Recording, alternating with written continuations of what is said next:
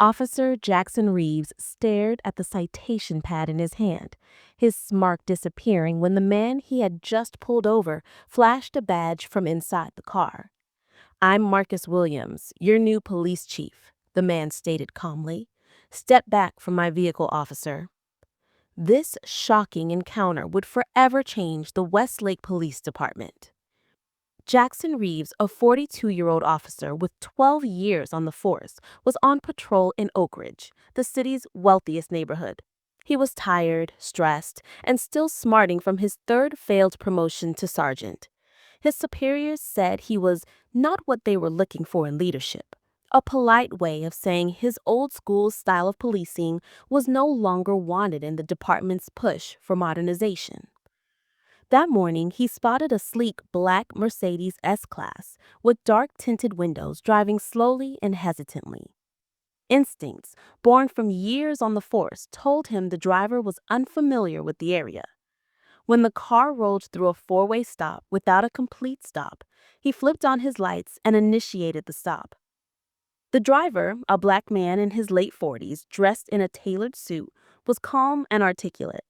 He questioned the reason for the stop, and when Reeves's tone became more demanding, the man announced he was recording the interaction for his own protection. Reeves, annoyed but feeling he was within his rights, told him to proceed. After reviewing the driver's license and registration, which identified him as Dr. Marcus Williams from downtown Westlake, Reeves became more suspicious. "This is a mighty expensive vehicle, Dr. Williams," he said. "What brings you to Oak Ridge?" Williams' expression didn't change. "I'm familiarizing myself with all neighborhoods in Westlake. I believe that's not illegal, is it, Officer Reeves?" Reeves pressed on, his implication of wrongdoing hanging in the air. "Brand new car, driving through the wealthiest neighborhood in town. You understand why that might raise questions, right?" "Questions about what exactly?" Williams responded, his voice hardening slightly. "Would you be asking these same questions if I were white?" Before Reeve could respond, his occasional partner, Officer Rodriguez, arrived as backup. Williams used the distraction to reach into his jacket, and Reeve's hand instinctively moved toward his weapon. Williams then flipped open a leather wallet, revealing a gold badge. "Officer Reeves, I'm Dr. Marcus Williams, the new chief of police for Westlake, starting my position on Monday." Reeves's face flushed hot, then cold. The ground seemed to drop out from under him. Williams, his voice now carrying the weight of his new authority, said he would be keeping Reeves's badge number and expected to see him in his office first thing Monday morning to discuss this interaction in detail. After Reeves returned to the police station, word of the encounter with the new chief had already spread like wildfire. Laughter erupted from the break room as Sergeant Miller joked about Reeves pulling over the new chief. The sound quickly stifled when Reeves walked past. He dropped into his chair, ignoring the stares and feeling the weight of the department's judgment. His memory flashed back to all the times he'd followed his instincts about drivers who didn't belong. The black teenager he'd pulled over 3 times, the Hispanic woman he'd detained for 30 minutes, the Middle Eastern man whose taillight he'd claimed was out. Each time, he found nothing, issued no tickets, and dismissed the complaints as misunderstandings. Officer Alina Rodriguez, his occasional partner, approached his desk. "Jackson, we need to talk," she said, her voice low. In an empty conference room, she confronted him. "This isn't the first time, Jackson. You've been targeting drivers based on nothing but their skin color for years, and now you've done it to the wrong person." Reeves's anger flared. He defended the stop as legitimate, citing the car's slow speed and the minor traffic violation. Rodriguez crossed her arms, listing specific examples. Of his stops, 6 black drivers in one shift, 3 Asian students pulled over near the university. "That's called police work," he insisted. "I follow my instincts." "It's called profiling, Jackson," she shot back.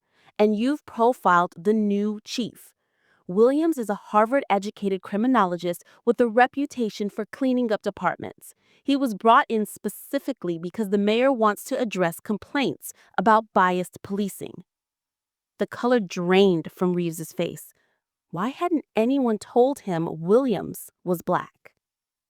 By afternoon, the department was divided.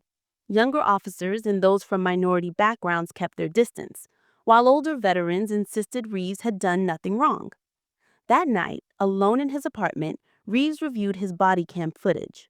The scene unfolded from his perspective, his hand hovering near his weapon, his tone sharp, and his expression of shock visible in the car window reflection. For the first time, he saw what others would see.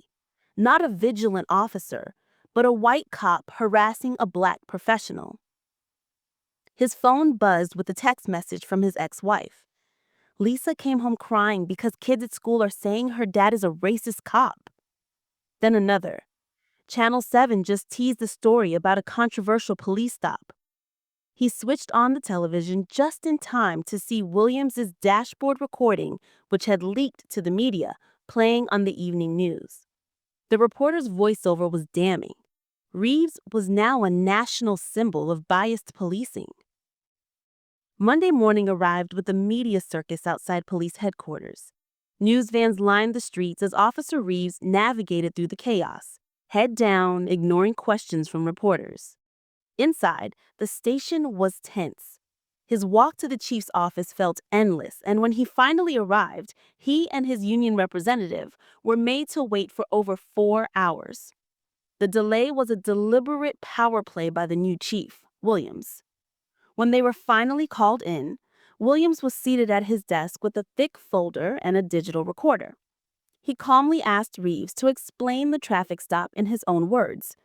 Reeves gave a practiced, professional account, sticking to the facts.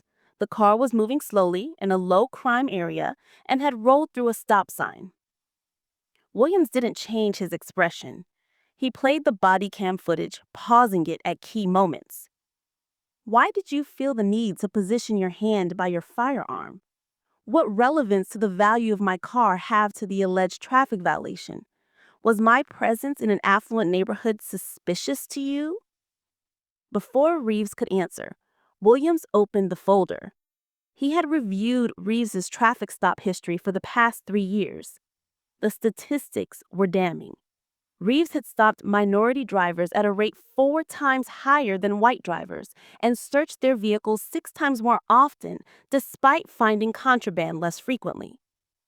I stopped suspicious vehicles and suspicious behavior, not specific races, Reeves insisted. Officer Reeves, Williams said, his voice lowering but becoming more intense, I've experienced what you call suspicious behavior my entire life. Driving while black. He told Reeves he had been pulled over 38 times in 27 years of driving, receiving only 3 citations. He contrasted this with Reeves's history of 17 complaints, all from minority citizens, all dismissed as unfounded by the previous administration. Because no one was looking, Williams stated, that ends today. However, Williams offered Reeves a choice: termination or 6-month intensive program called the Accountability and Community Trust Program. The program would require implicit bias training, community service, and statistical monitoring of his enforcement patterns. If he failed to complete it successfully, termination would be automatic. Reeves cornered. Williams informs him that the body cam footage would be released to the public that day at 5 p.m. But if Reeves agreed to the program, a statement would accompany it showing that the department was addressing the issue. After a tense silence, Reeves agreed to do the program. As he left the office, Williams warned him, either you genuinely engage with this process and grow from this, or you'll find yourself right back in that chair with fewer options. The body cam footage of Reeves's traffic stop hit social media with the force of a hurricane. Within hours, it had accumulated over 100,000 views with hashtags like driving while black and police biased. National news outlets picked up the story, framing it as an emblem of ongoing issues in American policing. Reeves's phone exploded with notifications as his personal information was posted online, and he received threatening messages. His car windows were smashed, and a note with the word racist was left inside.